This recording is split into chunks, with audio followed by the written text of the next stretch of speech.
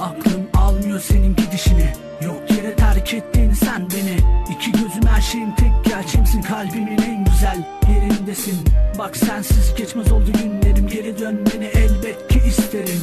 Çaldığın o kalp benim ve güzelim, dön hadi bana geri dön sen bebeğim. Yokluğunda ağlar bu gözler, kalbimden süzülür bu cümleler. Derdimden içerim ener, gece sevgine layık olamadım diye. Gittiğin günden beri çaresizim, yokluğuna dayanamaz ki bu kalbim.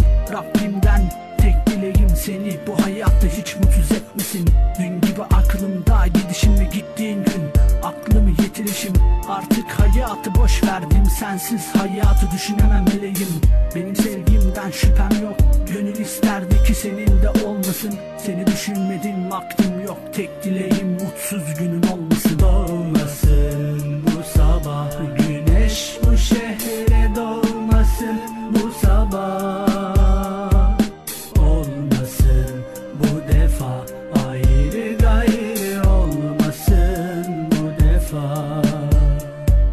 Doğmasın bu sabah güneş, bu şehre doğmasın bu sabah. Olmasın bu defa, ayrı gayrı olmasın bu defa.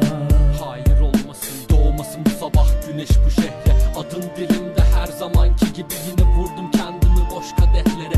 Yırtık resmin yine elimde, kan damlar gözlerimden yaş yerine ve kendimi buldum bu beatte. Bir zamanların o asi çocuğu yok artık, değişti gönlü kafeste. Kaç yaprak düştü bu takvimden, sebepsiz ayrılık söyle neden. Kaç yıldız kaydı gökyüzünden, bendeni bulamadım neden bu matem. Kaç kez eller açıldı gökyüzüne, yaradana yalvardım çaresizce. Ben kendimi anlatamaz bir halde, kafamda onlarca problem ile. Hep imkansızı seçtim zaten, hep uzaktı mutluluk bana. Hep ağlatılan ben oldum, tek başıma kaldım bu yolda. Boş ver kendin ol sen bu yolda, hayat çok kısa sakın geç kalma. Bir bakarsın yıllar geçmiş ve kendini bulamazsın sen asla. Doğmasın bu sabah güneş, bu şehre doğmasın bu sabah.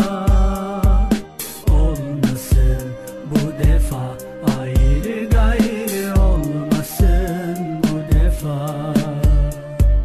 Doğmasın bu sabah